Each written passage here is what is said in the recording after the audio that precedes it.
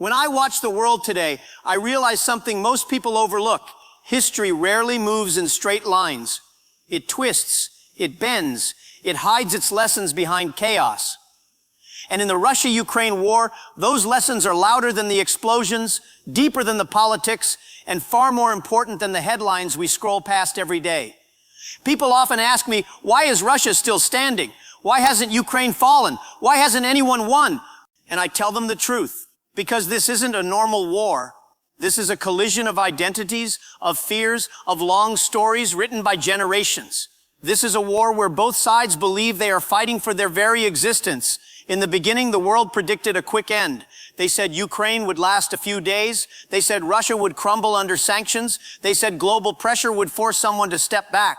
But none of that happened, because the war was never about what we see. It was always about what lies beneath. Russia isn't losing because Russia never entered this war expecting it to be short. Russia fights slowly, strategically, with patience built over centuries. From the Tsars to the Soviets to today, Russia has always believed that its borders are its lifelines. When those borders feel threatened, Russia does not retreat, it prepares. Ukraine isn't giving up because for Ukrainians, this isn't about politics, it's about survival. For them, losing is not a political outcome, it is an identity extinguished. When a nation fights with the fear that its entire culture could disappear, that nation becomes stronger than any army on earth. This is why the world cannot understand the war, because it keeps looking for a winner, but both sides believe the price of losing is too high. Russia entered this conflict with decades of preparation. It expected sanctions, it expected condemnation, it expected global pressure, and it built its economy to survive in isolation. The average Russian citizen has lived through currency collapse, shortages, and economic chaos before. Their expectations of comfort are lower, and their tolerance for hardship is higher. You cannot cripple a nation that has already lived through worse. Ukraine, on the other hand, discovered something powerful: unity. Before the war, Ukraine was politically divided, economically unstable, and struggling with corruption. But war has a strange way of burning away the unnecessary. Suddenly, Ukrainians were no longer divided by party, language, or region. They were united by one word: freedom. When a nation finds a purpose, it becomes unstoppable. Russia underestimated that. The world underestimated that. Even Ukraine underestimated that.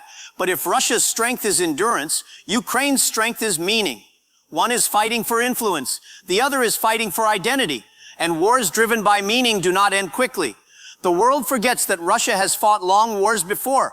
Afghanistan, Chechnya, Georgia, Crimea. These were battles of pressure, not speed.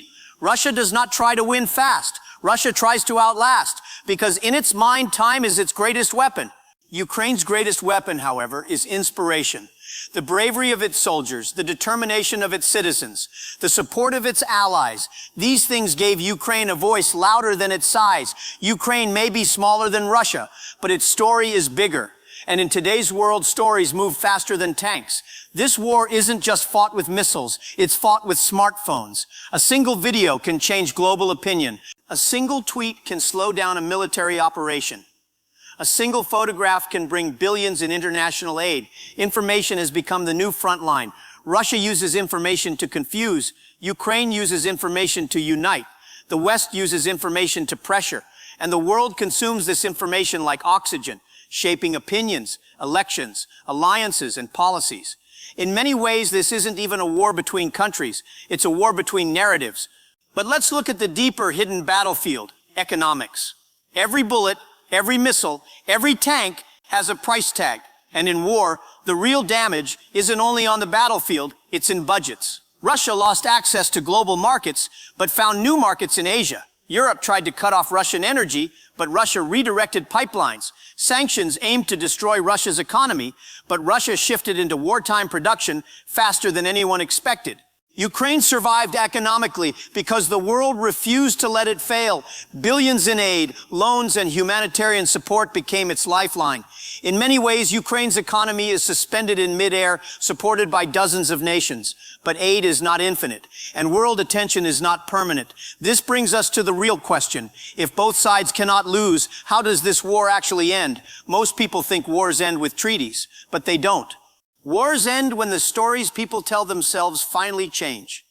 Russia believes losing this war would erase its image as a great power. Ukraine believes losing would erase its identity. Until one of these beliefs breaks, the war continues. But here's something everyone forgets. Wars test more than armies. They test humanity. Behind every destroyed building, there is a family. Behind every soldier, there is a mother. Behind every political speech, there is a child wondering when life will return to normal. People who have never experienced war think bombs are the worst part. But the real damage is the silent damage. Fear, uncertainty, the trauma that lasts for decades. A Ukrainian child who grows up in fear will carry that fear into adulthood. A Russian soldier who survives this war will carry those memories into the next generation. The physical war ends, but the psychological war continues long after. That is why true victory is not in winning battles, it is in preventing the next generation from inheriting hatred. Politically, this war has reshaped the world. Countries are choosing sides, new alliances are forming, old alliances are being tested. The United States sees this war as a test of Western strength. China sees it as a test of global patience. Europe sees it as a wake-up call. And the rest of the world sees it as a reminder that power is shifting. We are no longer living in a world dominated by one superpower. We are living in a multipolar world where influence is shared, not owned. Russia knows this. Ukraine knows this. The West knows this. That's why this war feels different, because its outcome will shape the balance of power for the next century. Now let's talk about something uncomfortable. What does winning even mean? If Russia takes land but loses influence, is that victory? If Ukraine keeps fighting but loses millions of citizens to migration, is that victory? If Europe stays united but becomes economically weaker, is that victory? If the US maintains dominance but drains resources, is that victory? In war, victory is never absolute. Every win carries a cost. Every gain carries a loss. The only true losers are ordinary people. But there is one truth that gives me hope. Human beings always rebuild. Cities can be destroyed, but courage cannot. Economies collapse, but creativity survives. Leaders fall, but people rise. Russia and Ukraine will both rebuild. But the world must learn from this, because the next wars will not be fought over land. They will be fought over data, resources, influence, and information. The next wars may not involve armies at all. They may be digital, economic, psychological. The Russia-Ukraine war is not a story of destruction. It is a preview of the world we are entering.